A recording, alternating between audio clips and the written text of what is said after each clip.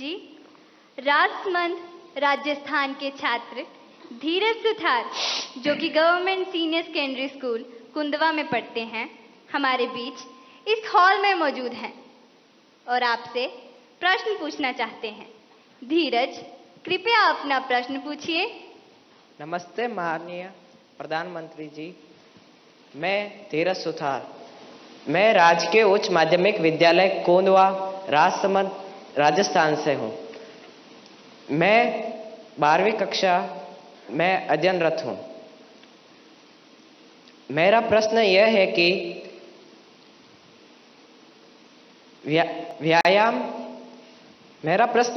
कि व्यायाम के साथ साथ पढ़ाई को कैसे मैनेज करें, क्योंकि शारीरिक स्वास्थ्य भी उतना ही जरूरी है जितना कि मानसिक स्वास्थ्य। कृपया मार्गदर्शन करें। धन्यवाद। आपका शरीर देख करके लगता है मुझे आपने सही सवाल पूछा है।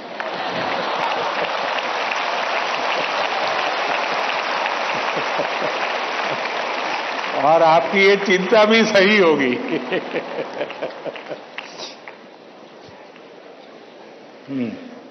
धन्यवाद धीरज। अपनी सांस्कृतिक परंपरा और बर्फीली चोटियों पर तैनात सेना के जाबाजों के शौर्य के लिए विख्यात उत्तर भारत के प्रमुख केंद्र शासित प्रदेश लद्दाख के पीएम श्री केंद्रीय विद्यालय कारगिल की छात्रा नजमा खातून हमसे ऑनलाइन माध्यम से जुड़ रही हैं और प्रधानमंत्री जी आपसे प्रश्न पूछना चाहती हैं। नजमा, कृपया अपना प्रश्न पूछिए। माननीय प्रधानमंत्री जी नमस्कार, मेरा नाम नजमा खातून है। मैं पीएम श्री केंद्रीय विद्यालय कारगिल लद्दाख में पढ़ती हूँ। मैं कक्षा 10वीं की छात्र हूँ। मेरा आपसे प्रश्न यह है कि परीक्षा की तैयारी और स्वस्थ जीवन शैली बनाए रखने के बीच संतुलन कैसे बना सकते हैं? धन्यवाद। शुक्रिया नजमा। पूर्वोत्तर भारत के रत्न जनजातीय बहुल राज्य अरुणाचल प्रदेश के Naharlagun government higher secondary school से एक शिक्षिका टॉबी लामी जी इस सभागार में उपस्थित हैं और प्रधानमंत्री जी से प्रश्न पूछना चाहती हैं। नमस्कार माननीय प्रधानमंत्री जी, मेरा नाम तोबी लोमी है। मैं एक शिक्षिका हूँ। मैं government higher secondary school Naharlagun Arunachal Pradesh से आई हूँ। मेरा प्रश्न है, विद्यार्थी खेल कूद नहीं बल्कि पढ़ाई में मुख्य रूप से क्या और कैसे ध्यान केंद्रित कर सकते हैं? कृपया मार्गदर्शन करें। धन्यवाद सर। धन्यवाद मैम। प्रधानमंत्री जी, धीरज, नजमा और तोबी जी पढ़ाई और हेल्दी लाइफ में सामंजस्य कैसे स्थापित करें, इस विषय पर आपका मार्गदर्शन चाहते हैं।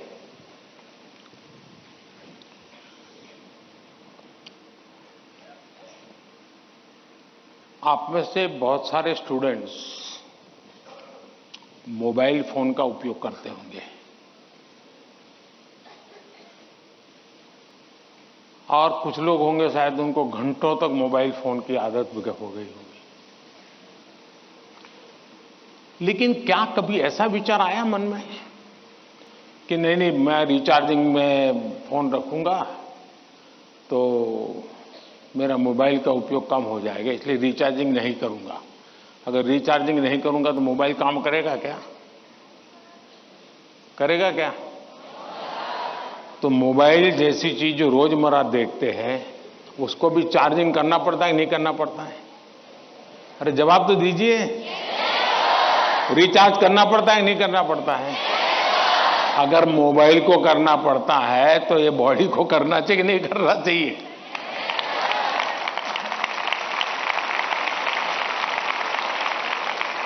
जैसे मोबाइल फोन में चार्जिंग ये मोबाइल की रिक्वायरमेंट है, वैसे हमारा शरीर का भी चार्जिंग ये शरीर की रिक्वायरमेंट है। आप ऐसा सोचो कि नहीं पढ़ना है तो बस विंडो बंद, पढ़ाई बाकी सब बंद, ऐसा कभी नहीं हो सकता है। जीवन ऐसे नहीं जी सकते हैं और इसलिए जीवन को थोड़ा संतुलित बनाना पड़ता है। कुछ लोग होते हैं खेलते ही रहते हैं, वो भी एक संकट होता है। लेकिन जब आपको एग्जाम देनी हो, क्योंकि लौकिक लाइफ जीवन में इन चीजों का अपना महत्व है, इसको टाल नहीं सकते। लेकिन अगर हम स्वस्थ ही नहीं रहेंगे, अगर हम अपने शरीर में वो सामर्थ्य ही नहीं होगा, तो हो सकता है कि 3 घंटे एग्जाम में ही बैठने का सामर्थ्य खो देंगे, फिर 5 मिनट ऐसे ही करके बैठा रहना पड़ेगा। और इसलिए स्वस्थ शरीर स्वस्थ मन के लिए भी बहुत जरूरी है। अब स्वस्थ शरीर का मतलब ये तो नहीं है कि आपको पहलवानी करनी है, ये आवश्यक नहीं है, लेकिन जीवन में कुछ नियमितताएं होती है। अब आप कभी सोचिए, कितना समय है जिसमें आप खुले आसमान के नीचे सनलाइट में बिताए हो। अगर आप चलो पढ़ना भी है तो किताब लेकर के सनलाइट में बैठो ना भाई थोड़ी देर। कभी कभी बॉडी को रिचार्ज करने में सनलाइट भी बहुत जरूरी होता है। क्या कभी कोशिश की नियम से कि भाई मैं दिन में कैसे भी करके इतना तो मौका निकाल दूं ताकि मुझे सनलाइट के साथ नाता रहे। उसी प्रकार से कितना ही पढ़ना क्यों ना हो, लेकिन नींद को कभी भी कम मत आंकिए। जब अपनी मम्मी हमको कहती हैं कि सो जाओ, तो उसका इंटरफेरेंस मत मानिए। ज्यादातर स्टूडेंट का ईगो इतना हर्ट हो जाता है कि तुम कौन होती हो, सो जाओ और मुझे कल एग्जाम देनी है, मैं सोऊंगा नहीं सोऊंगा, तुम्हें क्या लेना। ऐसा करते हैं ना घर में। जो नहीं करते हैं न बोले, जो करते हैं वो बोले। जरा करते हैं, कोई नहीं बोल रहा है। लेकिन ये पक्का है कि नींद के विषय में भी अगर एक बार रील पर चढ़ गए, एक के बाद एक रील देखते ही गए, छुपाना चाहते हो ना। कितना समय बीत गया पता नहीं, कितनी नींद खराब हो गई पता नहीं। क्या निकाला, पहला रील देखा था, याद करो जरा, याद भी नहीं है, ऐसे ही देख रहे हैं। ऐसे हम नींद को बहुत कम आंकते हैं। आज आधुनिक हेल्थ साइंस जो है वो नींद को बहुत तवज्जो देता है। आप आवश्यक नींद लेते हैं कि नहीं लेते हैं, वो आपके स्वास्थ्य पर बहुत बड़ा महत्वपूर्ण है। आपको उस पर ध्यान केंद्रित करना चाहिए। इसका मतलब ये भी नहीं कि बस एग्जाम तो आती रहेगी। मोदी जी को मिला था, उसने कहा है सो जाओ। अभी यहां आर्टिस्टिक बोर्ड बनाओ और घर में घुसते ही लिखो सो जाओ, मम्मी पापा को दिखा दो सो जाओ। ऐसा तो नहीं करेंगे ना। कम नींद स्वास्थ्य के लिए अनुचित है। कुछ अपवाद लोग होते हैं जिनको उन्होंने अपने एक ऐसे स्टेज पर बॉडी को ले गए हैं, उनको शायद उससे बाहर होंगे। सामान्य मानवीय के जीवन के लिए अनुचित है। आप कोशिश कीजिए कि आपकी रिक्वायर जितनी भी नींद है वो आप पूरी लेते हैं, और ये भी देखिए कि साउंड स्लीप है कि नहीं। बहुत गहरी नींद होनी चाहिए। आप हैरान हो जाएंगे, ये जो टीचर बैठे हैं ना, बड़ी आयु के टीचर, ये सुनकर के जरूर चौंक जाएंगे। आज भी मैं इतना सारा मेरे पास काम है ना, आप लोगों जितना नहीं है।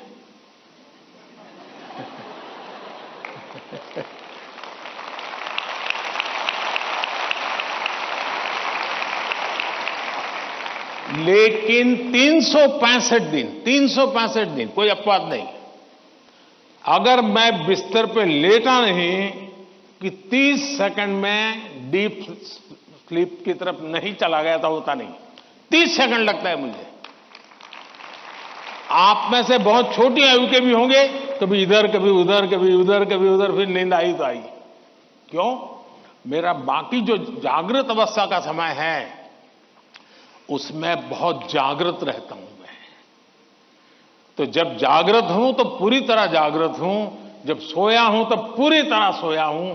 और वो बैलेंस, जो बड़ी आयु के लोग हो परेशान होते होंगे, हाँ यार हमें तो नींद ही नहीं आती, आधा घंटा तो ऐसे ही करवट बदलते रहते हैं, और ये आप अचीव कर सकते हैं।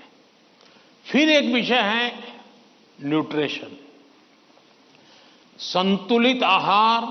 और आप जिस उम्र में हैं उस उम्र में जिन चीजों की जरूरत है वो आपके आहार में है कि नहीं है। एक चीज पसंद है बस खाते रहते हो, पेट भर जाता है, कभी मन भर जाता है, लेकिन शरीर की आवश्यकताएं पूरी नहीं करता है। 10th 12th का एक कालखंड ऐसा है जब आपके पास एग्जाम का वातावरण है, तो एक बार तय कीजिए कि मेरे शरीर को जितनी रिक्वायरमेंट है वो मैं लेता हूं। माँ बाप भी बच्चे को ऐसा ना करें, नहीं नहीं आज तो हलवा बनाया है, जरा ज्यादा खा ले। कभी माँ बाप को भी लगता है कि क्वांटिटी ज्यादा खिला दी तो बच्चा आज खुश है। जी नहीं, उसके शरीर, और इसके लिए कोई अमीरी गरीबी का मुद्दा नहीं है। जो उपलब्ध चीजें होती हैं उसी में से मिल जाता है जी, उसमें सारी चीजें रहती हैं। कम से कम खर्च वाली भी चीजें होती हैं जो हमारे न्यूट्रिशन को कैर कर सकती है। और इसलिए हमारे आहार में संतुलन, ये भी स्वास्थ्य के लिए उतना ही जरूरी है। और फिर एक्सरसाइज, हमने पहलवानी वाली एक्सरसाइज करे या ना करे अलग बात है, लेकिन फिटनेस के लिए एक्सरसाइज करना चाहिए। जैसे डेली टूथब्रश करते हैं ना, वैसे ही नो कॉम्प्रोमाइज एक्सरसाइज करनी चाहिए। मैंने कुछ बच्चे ऐसे देखे हैं, वो छत पे चले जाते हैं, किताब लेके चलते हैं और पढ़ते रहते हैं, दोनों काम कर लेते हैं। कुछ गलत नहीं है, वो पढ़ता भी है और अपना धूप के अंदर चल भी लेता है, एक्सरसाइज भी हो जाती है। कोई न कोई ऐसा रास्ता निकालना चाहिए जिसमें आपकी फिजिकल एक्टिविटी होती रहती है। 5 minute 10 minute dedicated physical activity करनी ही चाहिए। ज्यादा कर सकते तो अच्छी बात है। अगर इन चीजों को सहज रूप से आप लाएंगे, एग्जाम के तनाव के बीच सब कुछ इधर करेंगे वो नहीं करेंगे तो नहीं चलेगा। संतुलित करिए, आपको बहुत फायदा होगा। धन्यवाद।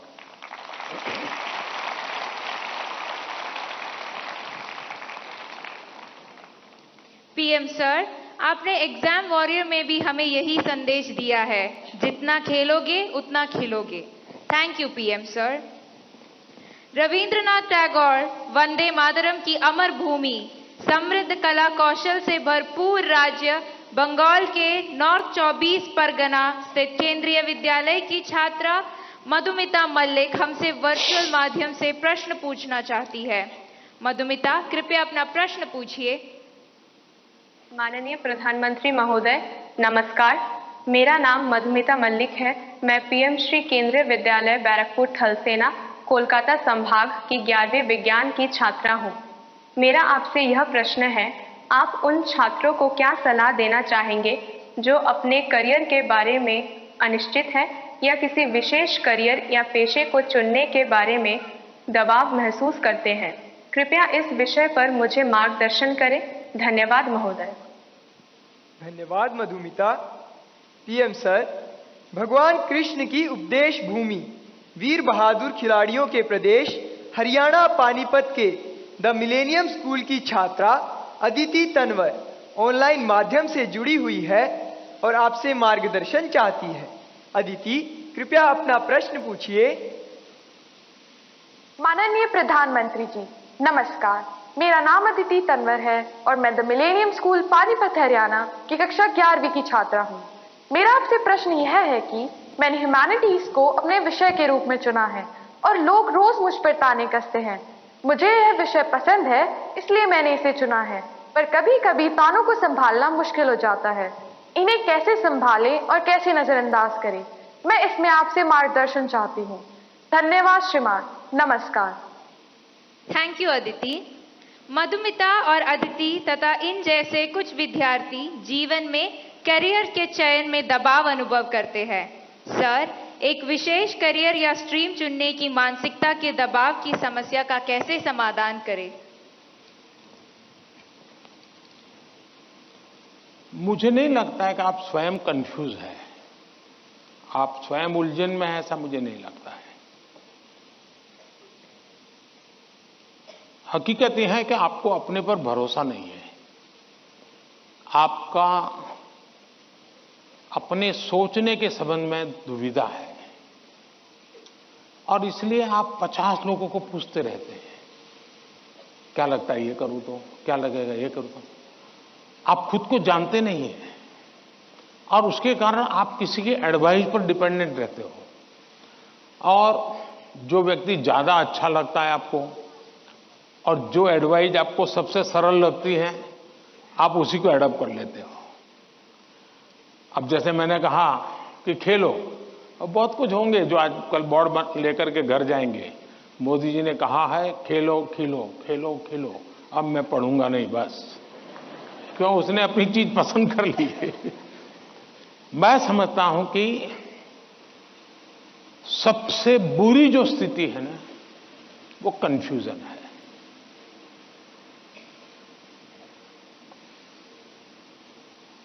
अनिर्णायकता है।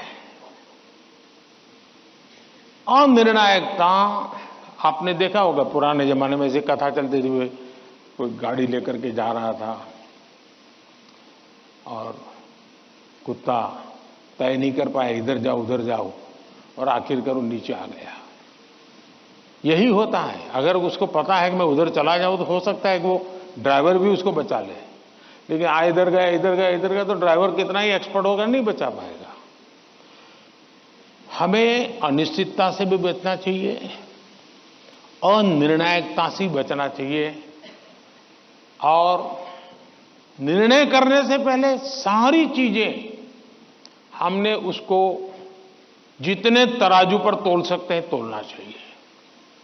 दूसरा, कभी कभी कुछ लोगों को लगता है कि फलानी चीज वैसी है, टिकनी चीज। अब मुझे बताइए, स्वच्छता का विषय अगर प्रधानमंत्री के रूप में देखें तो बहुत मामूली विषय है कि नहीं है? बहुत मामूली विषय है कि नहीं है? कोई भी कहेगा यार पीएम को इतने सारे काम है, ये स्वच्छता स्वच्छता करता रहता है।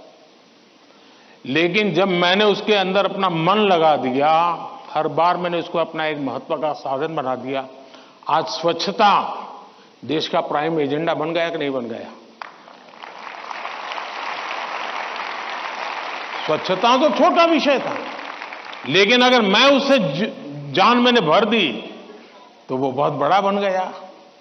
इसलिए हम ये न सोचे, आपने देखा होगा, कल मैं पूरा तो पढ़ नहीं पाया लेकिन मेरा नजर गई कि किसी ने कहा है कि पिछले 10 साल में आर्ट और कल्चर के क्षेत्र में भारत का मार्केट 250 गुना बढ़ गया है।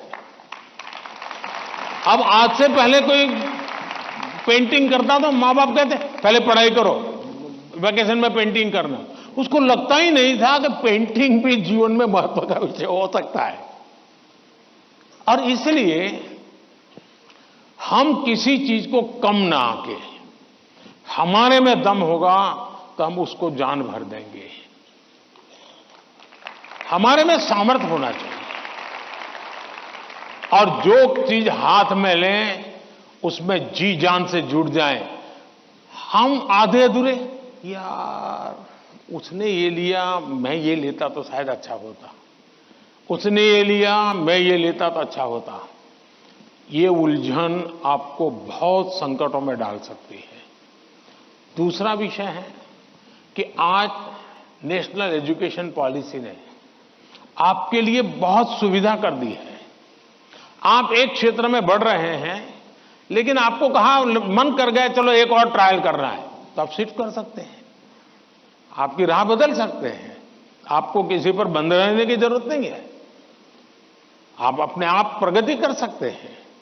और इसलिए अब शिक्षा में भी बहुत, आज मैं भी एग्जीबिशन देख रहा था, मैं देख रहा था कि बच्चों की प्रतिभा जिस प्रकार से प्रकट हुई है प्रभाव करने वाली है। सरकार का आईएनबी मिनिस्ट्री सरकार की योजनाओं को कम्युनिकेट करने के लिए जो करे, उससे ज्यादा मैंने देखा इन बच्चों ने बहुत अच्छा किया है। नारी शक्ति का महत्व इतने बढ़िया तरीके से रखा है। इसका मतलब यह हुआ कि किसी भी हालत में हमें निर्णायक होना ही चाहिए, और एक बार निर्णायक होने की आदत लग जाती है ना, फिर कंफ्यूजन नहीं रहता है। वरना तो आपने देखा होगा कि कभी हम रेस्टोरेंट में चले जाएं परिवार के साथ, आप याद कीजिए, आप, मुझे तो वो मौका नहीं मिलता है लेकिन आपको मिलता होगा। रेस्टोरेंट में जाते होंगे, पहले आप सोचते होंगे मैं ये मंगवाऊंगा, फिर बगल वाले टेबल पर कुछ देखते हैं तो कहता है नहीं ये मंगवाऊंगा, फिर वो बैरा जो है कुछ और ट्रे में लेके जाकर दिखता है मुझे, यार ये कुछ और है, नहीं ये क्या है भाई, ये है, अच्छा मेरे वो 2 कैंसल, ये ले आओ। अब उसका कभी पेट ही नहीं भरेगा जी, उसको कभी संतोष नहीं होगा, और जिस डिश आएगी तो उसको लगेगा यार इसके बजाय वो पहले वाला ले लिया होता तो अच्छा होता। जो लोग रेस्टोरेंट के डाइनिंग टेबल पर निर्णय नहीं कर पाते हैं, वो कभी रेस्टोरेंट का या खाने का आनंद नहीं ले सकते हैं। आपको निर्णायक बनना पड़ता है।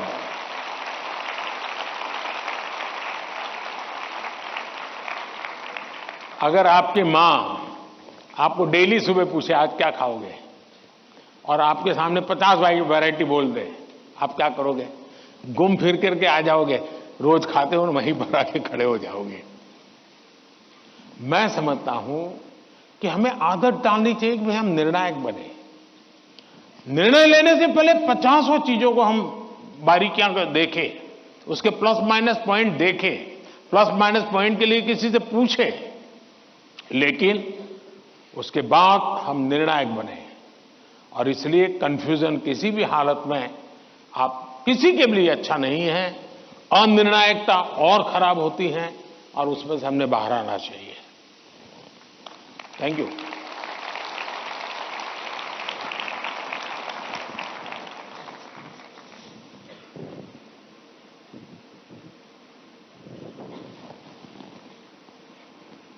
सर, निर्णय की स्पष्टता में ही सफलता निहित है। आपका यह कथन सदा याद रहेगा। धन्यवाद।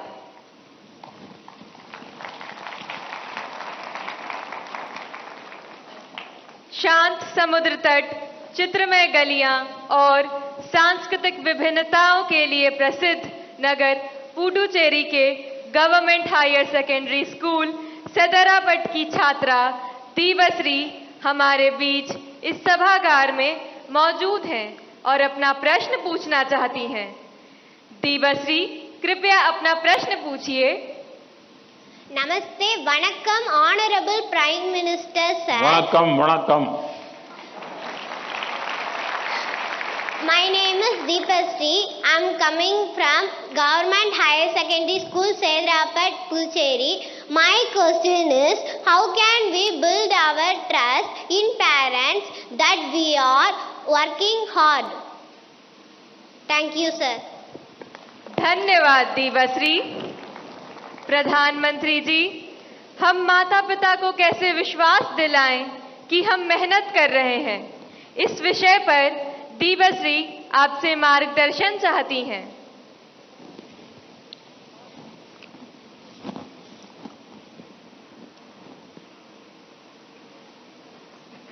आपने सवाल पूछा है, लेकिन सवाल के पीछे दूसरा सवाल है आपके मन में, जो आप पूछ नहीं रही है।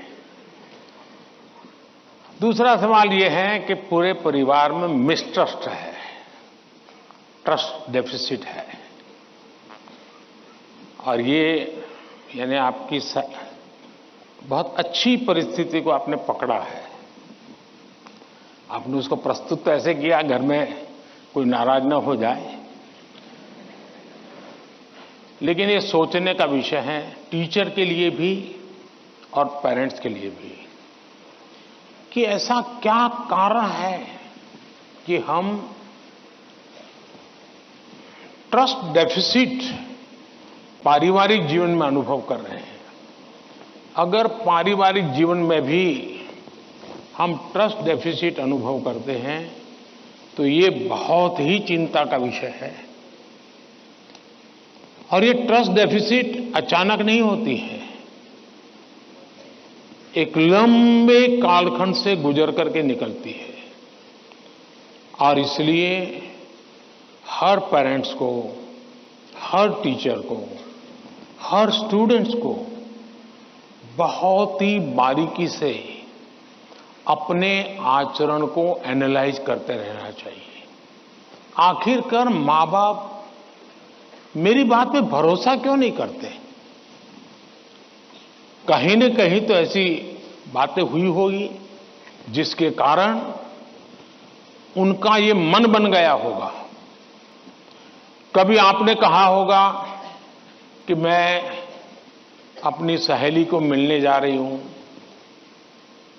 और माँ बाप ने अगर बाद में पता चला कि आप तो उस दिन उसके यहां गई नहीं थी, तो ट्रस्ट डेफिसिट शुरू हो जाते। यार उसने तो कहा था वहां जाऊंगी, लेकिन मान लीजिए वहां गए नहीं, लेकिन आकर के कह दिया कि मैंने तय किया था उनके यहां जाऊंगा, लेकिन रास्ते में मेरा मन बदल गया तो मैं वहां चला गई थी। तो कभी भी ये ट्रस्ट डेफिसिट की स्थिति पैदा नहीं होगी। और एक विद्यार्थी के नाते हमें जरूर ऐसा सोचना चाहिए कि कहीं ऐसा तो नहीं है कि मैंने कहा था मम्मी आप सो जाओ, चिंता मत कीजिए, मैं तो पढ़ लूंगा, और मम्मी चुपके से देखती और मैं सो रहा हूं, तो फिर ट्रस्ट डेफिसिट हो जाएगा। ये तो कह रहा था मैं पढ़ूंगा, लेकिन पढ़ नहीं रहा है, सोया पड़ा है। आप कहते थे कि मां मैं अब 1 सप्ताह तक मोबाइल को हाथ नहीं लगाऊंगा, लेकिन छुपके से दिख रहा है मां को घर है, तो फिर ट्रस्ट डेफिसिट पैदा हो जाती है। क्या आप जो कहते हैं उसको सचमुच में पालन करते हैं क्या? अगर आप पालन करते हैं तो मैं नहीं मानता हूं कि पेरेंट्स को या टीचर्स को इस प्रकार की ट्रस्ट डेफिसिट की स्थिति पैदा होगी, आपके प्रति अविश्वास का कारण बनेगा। उसी प्रकार से मां बाप को भी सोचना चाहिए। कुछ मां बाप को ऐसी आदत होती है, जैसे मान लीजिए किसी मां बाप ने, मां ने बहुत बढ़िया खाना बनाया है और बेटा आया है, किसी न किसी कारण से उसका खाने का मन नहीं है, लेकिन बहुत कम खाया, तो मां क्या कहेगी? जरूर कहीं खा करके आए होंगे, जरूर किसी के घर में पेट में भर करके आए होंगे। तो फिर उसको चोट पहुंचती है, फिर वो सच बोलता नहीं है। फिर मां को ठीक रखने के लिए, ठीक है चलो अच्छा लगे बुरा लगे, मैं जितना मुंह में डाल, पोस्ट ऑफिस में डालता हूं डाल दूंगा। ये ट्रस्ट डेफिसिट पैदा हो जाता है। हर घर के अंदर ये अनुभव आता होगा। आपको माताजी ने, पिताजी ने मानो आपको पैसे दिए और आपको कहा 1 महीने का तुम्हारा ये 100 रुपया तुम्हें देते हैं पॉकेट का, और फिर हर तीसरे दिन पूछते हैं वो 100 रुपये का कह दिया। अरे भाई तुमने 30 दिन के लिए दिया है ना, दूसरा मांगने तो आया नहीं तुम्हारे पास, तो भरोसा करो ना। अगर भरोसा नहीं तो नहीं देना था।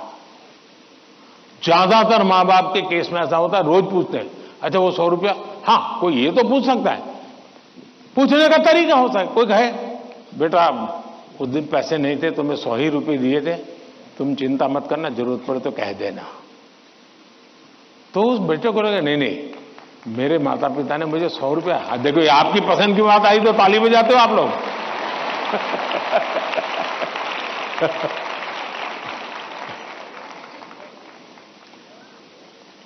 अगर वही सवाल ये पूछते 100 का क्या किया, इसके बजाय कह दे, तो बेटा कहेगा ना मां बिल्कुल नहीं, मेरे पास पैसे हैं, सफिशिएंट है।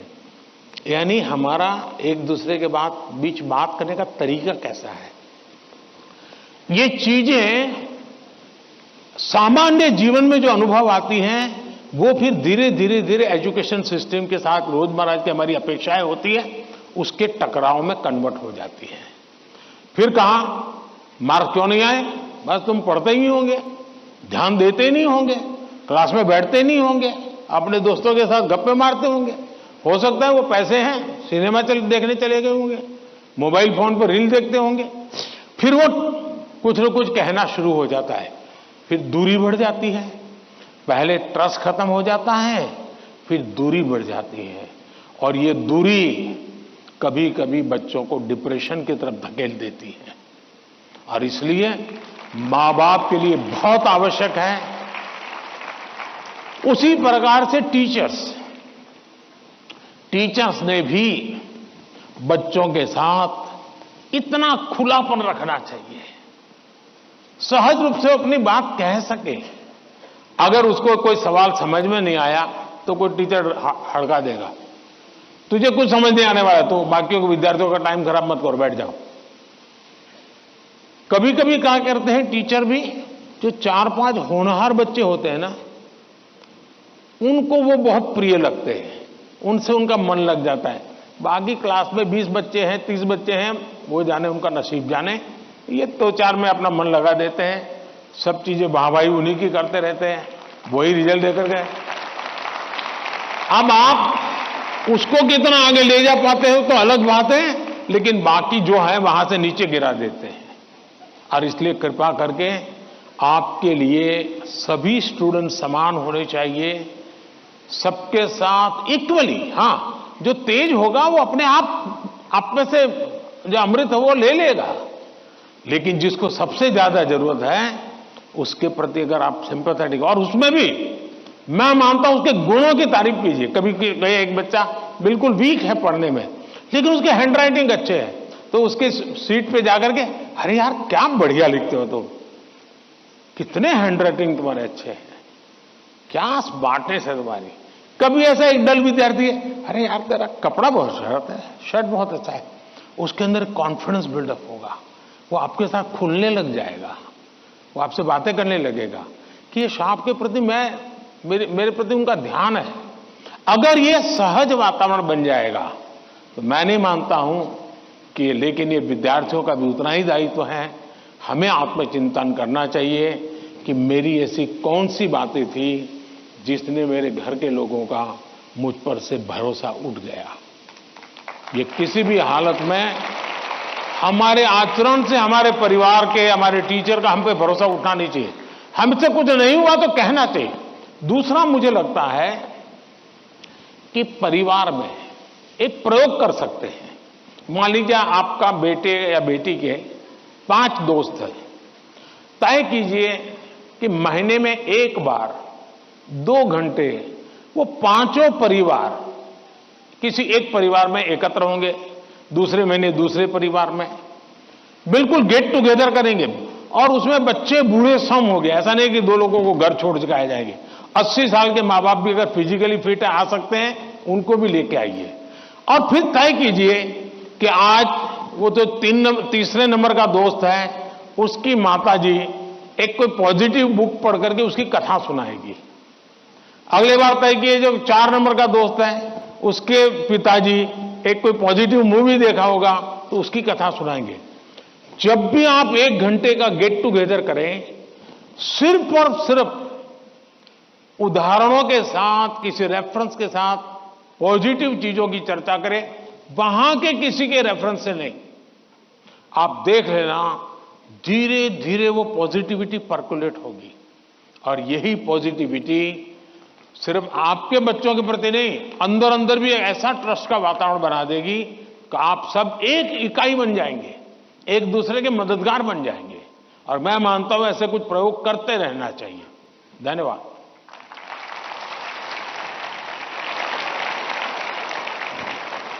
पीएम सर, परिवार में विश्वास महत्वपूर्ण है।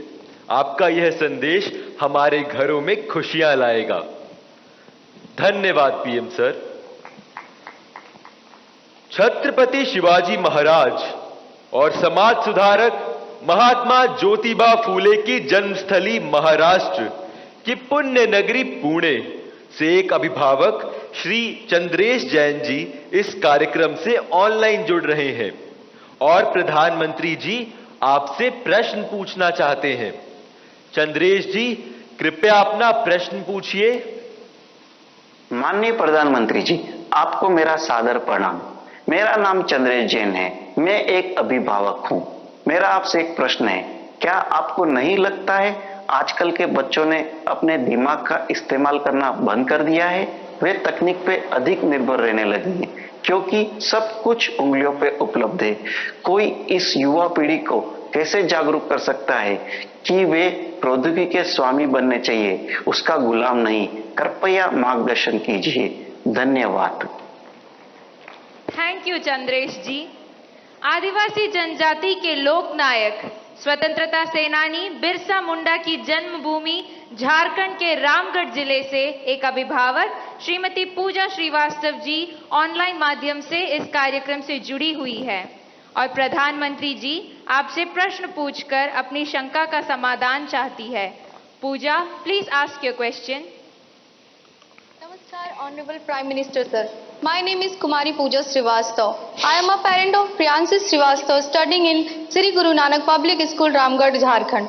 Sir, I want to ask that how I can manage my daughter's studies with using social media platform like Instagram, Snapchat, Twitter. Please guide me on this. Thank you, sir. Thank you ma'am. Himachal Pradesh Shivalik पहाड़ियों की तलहटी में स्थित हमीरपुर जिले के TRDAV school Kangu के एक छात्र अभिनव राणा ऑनलाइन माध्यम से जुड़ रहे हैं और प्रधानमंत्री जी आपसे एक प्रश्न पूछना चाहते हैं। अभिनव, कृपया अपना प्रश्न पूछिए। Honorable Prime Minister Sir, Namaskar. My name is Abhinav Rana. I am a student of TRDAV Public Senior Secondary School, Kangu, District Hamirpur, Himachal Pradesh. Sir, my question is, how can we educate and encourage students to manage exam stress effectively while also harnessing the benefits of mobile technology as a tool for learning rather than letting it become a distraction during crucial study periods? Thank you, sir. Thank you Abhinav. प्रधानमंत्री जी, चंद्रेश जैन, पूजा और अभिनव जैसे अनेक लोग जीवन में social media और technology के बढ़ते दबाव की स्थिति से परेशान हैं। वे सभी तकनीक पर निर्भरता एवं इसके अधिक प्रयोग से होने वाली दुष्प्रभाव से कैसे बचें? कृपया इस विषय में उचित परामर्श प्रदान कीजिए। देखिए, हमारे यहाँ शास्त्रों में भी कहा गया है और सहज जीवन में भी कहा गया, किसी भी चीज का अति किसी का भला नहीं करता है। हर चीज उसका एक मानदंड होना चाहिए, उसके आधार पर होता है। अगर मान लीजिए मां ने बहुत बढ़िया खाना बनाया है, न्यूट्रिशन की दृष्टि से रिच है, टेस्ट आपकी पसंद का है, समय भी खाने का है, लेकिन बस खा रहे हैं, मां परोसती जा रही है। क्या ये संभव है? क्या संभव है? क्या कभी कभी तो आप मां को कहो, नहीं मां बस बहुत हो गया, अब नहीं खा सकता हूं। करते हो कि नहीं करते हो? अपनी प्रिय खाना था, हर प्रकार से न्यूट्रिशन वैल्यू वाला था, वो समय भी ऐसा था, खाने का वक्त था, फिर भी एक स्टेज आ जाता है जब वो खाना आपके लिए तकलीफ कर सकता है, वॉमिटिंग करवाएगा, हेल्थ खराब कर देगा। आपका कितना ही प्रिय खाना आपको रुकना पड़ेगा। रुकना पड़ता कि नहीं रुकना पड़ता? वैसे ही मोबाइल के ऊपर कितना ही प्रिय चीजें, कितनी ही चीजें आती हो, लेकिन कुछ तो समय तय करना पड़ेगा। अगर आप, मैंने देखा है आजकल बहुत से लोगों को जब भी देखो लगे पड़े हैं। आपने देखा होगा, मेरे हाथ में कभी, बहुत रेयर केस में कभी मोबाइल फोन मेरे हाथ में होता है, क्योंकि मुझे मालूम है कि मेरे समय का मुझे सर्वाधिक उपयोग क्या करना है। जबकि मैं ये भी मानता हूं कि इंफॉर्मेशन के लिए मेरे लिए एक बहुत आवश्यक साधन भी है, लेकिन उसका कैसे उपयोग करना, कितना करना, इसका मुझे विवेक होना चाहिए। और ये दोनों जो पेरेंट्स की चिंता है वो इन दो की नहीं है, हर पेरेंट्स की चिंता है। शायद ही कोई अपवाद होगा। जो माँ बाप खुद भी दिन भर मोबाइल में अटके रहते होंगे ना, वो भी चाहते होंगे कि बेटा इससे बचे। और आपने देखा होगा, सबसे बड़ी बात, आपके जीवन को बहुत कुंठित कर देता है जी। अगर आप परिवार में देखोगे तो घर के 4 लोग 4 कोने में बैठे हैं और एक दूसरे को मैसेज फॉरवर्ड करते हैं, उठ करके मोबाइल नहीं दिखाते कि देख मैंने ये आया तुम देखो। क्यों? सीक्रेसी। ये इसके कारण एक बहुत बड़ा अविश्वास पैदा करने में ये भी एक साधन बन गया आजकल। अगर माँ ने मोबाइल फोन को हाथ लगा दिया, बस आ गया घर में तूफान। तुम कौन होती है मेरे मोबाइल को हाथ लगाने वाली? यही हो जाता है। मैं समझता हूं कि परिवार में कुछ नियम होने, जैसे खाना खाते समय डाइनिंग टेबल पर कोई इलेक्ट्रॉनिक गैजेट नहीं होगा, मतलब नहीं होगा। सब लोग खाना खाते समय गप्पे मारेंगे, बातें करेंगे, खाना खाएंगे। ये हम डिसिप्लिन फॉलो कर सकते हैं। घर के अंदर मैंने पहले भी कहा है या दोबारा कहता हूं, नो गैजेट जोन, कि भाई ये कमरे में कोई गैजेट की एंट्री नहीं, हम बैठेंगे, बातें करेंगे, गप्पे मारेंगे। परिवार के अंदर वो ऊष्मा का वातावरण उसके लिए जरूरी है। तीसरा, हम हमारे खुद के लिए भी अब टेक्नोलॉजी से हम बच नहीं सकते हैं। टेक्नोलॉजी को बोझ नहीं मानना चाहिए, टेक्नोलॉजी से दूर भागना नहीं चाहिए, लेकिन उसका सही उपयोग सीखना उतना ही अनिवार्य है। अगर आप टेक्नोलॉजी से परिचित हैं, आपके माता पिता को पूरा नॉलेज नहीं है, सबसे पहला आपका काम है आज मोबाइल पर क्या क्या अवेलेबल है उनसे चर्चा कीजिए, उनको एजुकेट कीजिए और उनको विश्वास में लीजिए कि देखिए मैथ्स में मुझे ये चीजें यहाँ मिलती हैं, केमिस्ट्री में मुझे ये मिलती हैं, हिस्ट्री में ये मिलती हैं, और मैं इसको देखता हूँ, आप भी देखिए। तो वो भी थोड़ी रुचि लेंगे। वरना क्या होगा, हर बार उनको लगता होगा कि मोबाइल मतलब ये दोस्तों के साथ चिपका हुआ है, मोबाइल मतलब रील देख रहा है। अगर उसको पता चले कि भाई इसमें ये पार्ट है, इसका मतलब ये नहीं कि माँ बाप को मूर्ख बनाने के लिए बढ़िया चीज दिखा दे और फिर दूसरा करे। ऐसा नहीं हो सकता है। हमने पूरे परिवार में पता होना चाहिए क्या चल रहा है। हमारे मोबाइल फोन का लॉक करने का जो नंबर होता है, वो परिवार के सबको अगर पता हो तो क्या नुकसान होगा। परिवार के हर सदस्य को हर एक मोबाइल का अगर इतनी ट्रांसपेरेंसी आ जाए, आप काफी बुराइयों से बच जाएंगे, काफी बुराइयों से बच जाएंगे। कि भाई हर किसी को हर एक भले मोबाइल अलग होगा, लेकिन उसका जो कोड वर्ड है उसको मालूम है, तो ये भला हो जाएगा। दूसरा, आप भी अपना स्क्रीन टाइम को मॉनिटर करने वाले जो एप्स होते हैं उसको डाउनलोड करके रखिए। वो बताएगा कि भाई आपका स्क्रीन टाइम आज इतना हो गया, आपने यहाँ इतना टाइम गंवाया है, आपने इतना टाइम, वो आप स्क्रीन पर ही आपको मैसेज देता है, वो आपको अलर्ट देता है। जितने ज्यादा ऐसे अलर्ट के टूल्स हैं, हमने अपने गैजेट्स के साथ जोड़ के रखना चाहिए, ताकि हमें भी पता चले हाँ यार ज्यादा हो गया, अब मुझे रुकना चाहिए। कम से कम वो हमें अलर्ट करता है।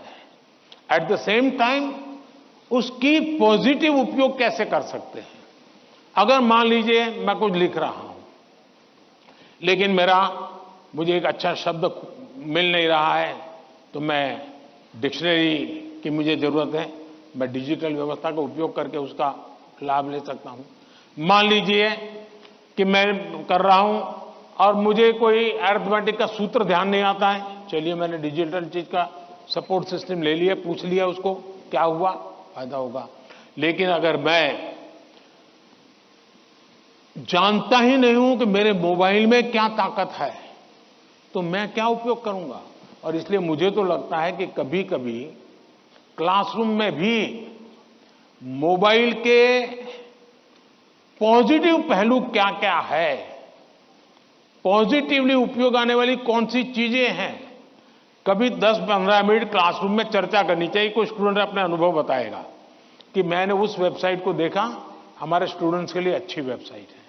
मैंने उस वेबसाइट को देखा, फलाने सब्जेक्ट के लिए वहां अच्छी लर्निंग मिलती है, अच्छे लेसन्स मिलते हैं। मान लीजिए टूर जा रही है कहीं पर, टूर प्रोग्राम हमारे पास है और बच्चे जा रहे हैं कि चलो भाई हम जैसलमेर जा रहे हैं। सबको कहा जाए जरा ऑनलाइन जाओ भाई, जैसलमेर का पूरा प्रोजेक्ट रिपोर्ट बनाओ, तो उसका पॉजिटिव उपयोग करने की आदत डालनी चाहिए। उसको लगना चाहिए कि तुम्हारी मदद में बहुत सी सारी व्यवस्थाएं उपलब्ध हैं, तुम इसका उपयोग करो। जितना ज्यादा सकारात्मकता से आप उपयोग करोगे उतना आपको लाभ होगा। और मेरा आग्रह रहेगा कि हमने उससे दूर भी नहीं भागना है, लेकिन हमने हर चीज का विवेक से और पूरे परिवार में ट्रांसपेरेंसी से, जितनी ज्यादा ट्रांसपेरेंसी आएगी, ऐसे छुप छुप करके देखना पड़े तो मतलब कुछ गड़बड़ है। जितनी ट्रांसपेरेंसी आएगी उतना लाभ ज्यादा होगा। बहुत बहुत धन्यवाद।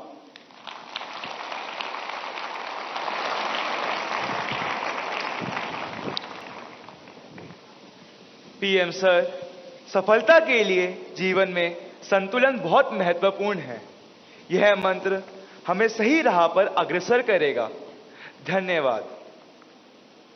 महाकवि सुब्रमण्यम भारती की जन्मभूमि तमिलनाडु की राजधानी चेन्नई के मॉडर्न सीनियर सेकेंडरी स्कूल के छात्र एम वागेश ऑनलाइन माध्यम से जुड़े हैं और प्रधानमंत्री जी आपसे प्रश्न पूछना चाहते हैं। M Vagesh, please ask your question. Honorable Prime Minister Sir, Namaste. My name is M. Vagesh. I am student of Modern Senior Secondary School, Nanganallur, Chennai. My question is, how do you handle stress and pressure in the super strong position as a Prime Minister? What is your key factor of controlling stress? Thank you. आप भी बनना चाहते हैं क्या? तैयारी कर रहे हो क्या? धन्यवाद एम वागेश। आज की इस परिचर्चा का अंतिम प्रश्न देवभूमि उत्तराखंड, जो अपनी प्राकृतिक सुषमा के लिए प्रसिद्ध है, उधम सिंह नगर स्थित डायनेस्टी मॉडर्न गुरुकुल एकेडमी की छात्रा स्नेहा त्यागी ऑनलाइन माध्यम से जुड़ी हैं और प्रधानमंत्री जी से प्रश्न पूछना चाहती हैं। स्नेहा, कृपया अपना प्रश्न पूछिए। दिव्य है, अतुल्य है, अदम्य साहस का परिचय है आप। युगों युगों के निर्माता, अद्भुत भारत का भविष्य है आप। देवभूमि उत्तराखंड से आदरणीय प्रधानमंत्री मोदी जी को मेरा चरण स्पर्श प्रणाम। मेरा नाम स्नेहा त्यागी है। मैं डायनेस्टी मॉडर्न गुरुकुल अकादमी सिंकी फार्म खटीमा, उधम सिंह नगर की कक्षा 7 की छात्रा हूँ। आदरणीय प्रधानमंत्री जी से मेरा प्रश्न है कि हम आपकी तरह सकारात्मक कैसे हो सकते हैं। धन्यवाद श्रीमान। थैंक्स स्नेहा। प्रधानमंत्री जी, आप अपने बिजी लाइफ में प्रेशर को कैसे हैंडल करते हैं और इतना प्रेशर होने पर भी हमेशा सकारात्मक कैसे रह पाते हैं? आप यह सब कैसे कर पाते हैं? कृपया अपनी सकारात्मक ऊर्जा का रहस्य हमसे साझा करें। प्रधानमंत्री जी।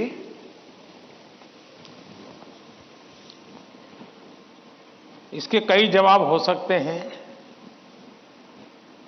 एक तो मुझे अच्छा लगा कि आपको पता है कि प्रधानमंत्री को कितना प्रेशर झेलना पड़ता है।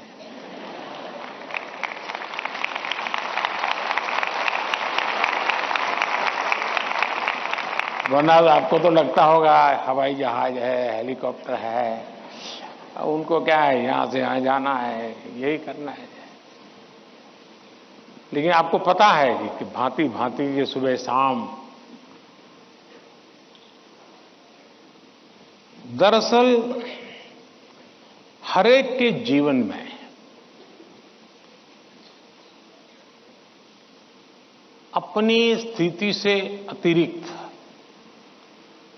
ऐसी बहुत सी चीजें होती हैं जिसको उसे मैनेज करना पड़ता है।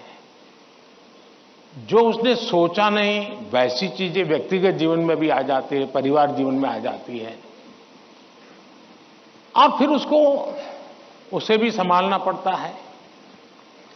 अब एक नेचर ऐसा होता है कि भाई बहुत बड़ी आंधी आई है, चलो कुछ पल बैठ जाए, निकल जाने दो। कुछ संकट आया है, नीची मुंडी करो यार, समय जाएगा। शायद ऐसे लोग जीवन में कुछ अचीव नहीं कर सकते। मेरी प्रकृति है और जो मुझे काफी उपकारक लगी है, मैं हर चुनौती को चुनौती देता हूं।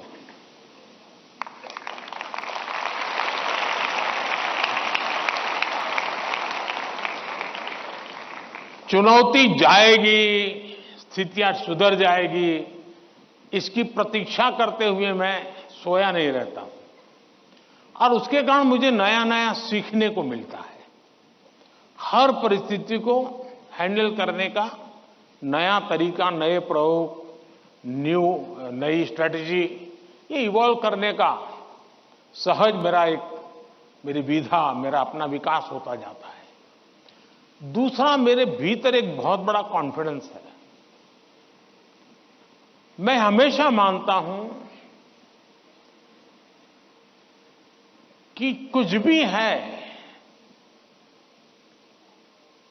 140 करोड़ देशवासी मेरे साथ हैं।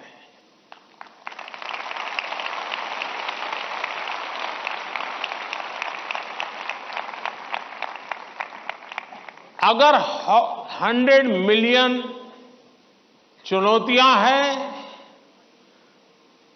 तो बिलियंस ऑफ बिलियन समाधान भी है। मुझे कभी नहीं लगता है कि मैं अकेला हूं। मुझे कभी नहीं लगता है कि मुझे करना है। मुझे हमेशा पता होता है मेरा देश सामर्थ्यवान है,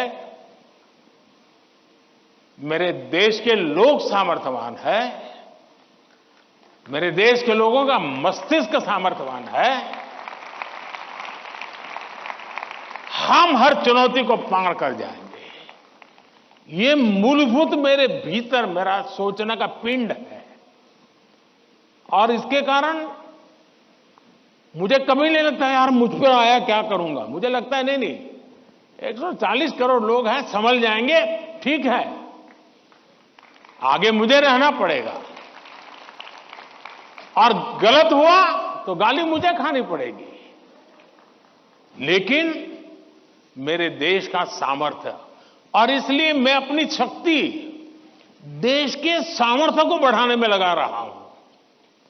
और जितना ज्यादा मैं मेरे देशवासियों का सामर्थ्य बढ़ाता जाऊंगा, चुनौतियों को चुनौती देने की ताकत हमारी और बढ़ती जाएगी।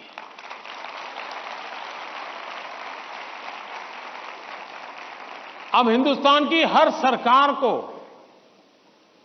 गरीबी के संकट से जूझना पड़ा है। हमारे देश में संकट है ही है, लेकिन मैं डर करके बैठ नहीं गया। मैंने उसका रास्ता खोजा और मैंने सोचा कि सरकार होती कौन है जो गरीबी हटाएगी। गरीबी तो तब हटेगी जब मेरा हर गरीब तय करेगा कि अब मुझे गरीबी को परास्त करना है। अब वो सपने ही देखेगा तो होगा कि नहीं होगा।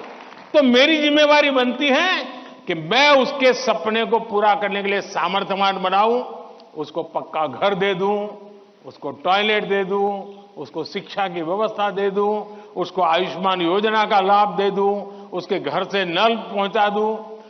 अगर मैं ये चीजों से जिसको रोजमर्रा की जिंदगी से उसको जूझना पड़ता है, अगर मैं उससे उसको मुक्ति दिला देता हूं, उसको एम्पावर करता जाता हूं, तो वो भी मानेगा अब गरीबी गई, अब मैं उसको मारूंगा।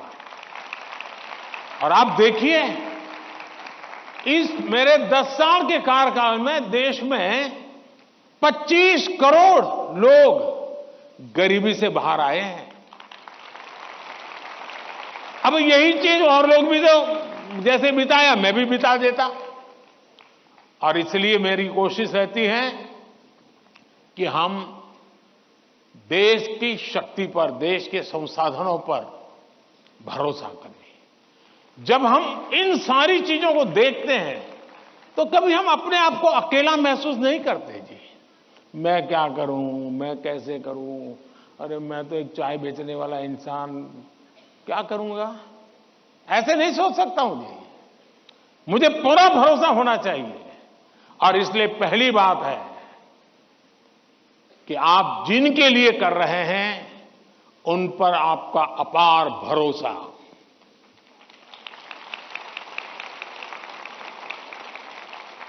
दूसरा, आपके पास निरक्षीर का विवेक चाहिए। कौन सा सही है, कौन सा गलत है, कौन सा आज जरूरी है, कौन सा अभी नहीं, बाद में देखेंगे। आप प्रायोरिटी तय करने का सामर्थ्य चाहिए। वो अनुभव से आता है, हर चीज को एनालाइज करने से आता है। मैं दूसरा प्रयास ये करता हूं। तीसरा, मैं गलती भी हो जाए तो ये मान के चलता हूं कि ये मेरे लिए लेसन है। मैं इसको निराशा का कारण नहीं मानता हूं। अब आप देखिए, कोविड का संकट कितना भयंकर था। मामूली चुनौती थी क्या? पूरी दुनिया फंसी पड़ी थी। अब मेरे लिए भी था कि क्या करो भाई, मैं कह दूं, अब क्या करे, तो भाई वैश्विक बीमारी है, दुनिया भर में ऐसा ही है, सब अपना अपना संभाल लो। मैंने ऐसा नहीं किया। रोज टीवी पे आया, रोज देशवासियों से बात की, कभी ताली बजाने के लिए कहा, कभी थाली बजाने के लिए कहा, कभी दिया जलाने के लिए कहा। वो एक कोरोना को खत्म नहीं करता है, लेकिन वो एक कोरोना के खिलाफ लड़ाई लड़ने की एक सामूहिक शक्ति को जन्म देता है। सामूहिक शक्ति को उभारना। अब देखिए, पहले भी खेल के मैदान में हमारे लोग जाते थे, कभी कोई जीत के आता था, कोई जीत के नहीं आता था। जाने वाले को पूछता नहीं था, आने वाले को पूछता नहीं था। मैंने कहा भले 3 मेडल के जीतते आएंगे, लेकिन मैं उसके ढोल पीटूंगा। तो धीरे धीरे करके 107 मेडल लेने का सामर्थ्य उन्हीं बच्चों में से निकला। सामर्थ्य तो था, सही दिशा, सही रणनीति, सही नेतृत्व परिणाम लाता है। जिसके पास सामर्थ्य है उसका सही उपयोग करना चाहिए। और मेरा तो गवर्नेंस का एक सिद्धांत रहा है कि अच्छी सरकार चलाने के लिए, इन समस्याओं के समाधान के लिए भी आपको नीचे से ऊपर की तरफ सही जानकारी आनी चाहिए, परफेक्ट इंफॉर्मेशन आनी चाहिए, और ऊपर से नीचे की तरफ परफेक्ट गाइडेंस जाना चाहिए। अगर ये 2 वे चैनल परफेक्ट रही, उसका कम्युनिकेशन, उसकी व्यवस्थाएं, उसके प्रोटोकॉल उसको ठीक से किया, तो आप चीजों को संभाल सकते हैं। कोरोना एक बहुत बड़ा उदाहरण है। और इसलिए मैं मानता हूं कि हम निराश होने का कोई कारण ही नहीं होता है जीवन में। और अगर एक बार मन में तय कर लिया कि निराश होना ही नहीं है, तो फिर सिवाय पॉजिटिविटी कुछ आता ही नहीं है। और मेरे यहां निराशा के सारे दरवाजे बंद हैं। कोई कोना भी, एक छोटी खिड़की भी मैंने खुली नहीं रखी है कि निराशा वहां से घुस जाए। और आपने कभी देखा होगा, मैं रोता बैठता नहीं हूं जी। पता नहीं क्या होगा, वो हमारे साथ आएगा कि नहीं आएगा, वो हमसे भिड़ जाएगा कि, अरे होता रहता है जी। हम किस चीज के लिए हैं? और इसलिए मैं मानता हूं कि जीवन में आत्मविश्वास से भरे हुए और अपने लक्ष्य के विषय में। और दूसरी बात है, जब कोई निजी स्वार्थ नहीं होता है, खुद के लिए कुछ करना तय होता है, तो निर्णयों में कभी भी दुविधा पैदा नहीं होती है। और वो एक बहुत बड़ी अमानत मेरे पास है। मेरा क्या, मुझे क्या, इससे मेरा कोई लेना देना नहीं है। सिर्फ और सिर्फ देश के लिए करना और आपके लिए करना, ताकि आपके माता पिता को जिन मुसीबतों से गुजरना पड़ा, मैं नहीं चाहता हूं कि उन मुसीबतों से आपको गुजरना पड़े।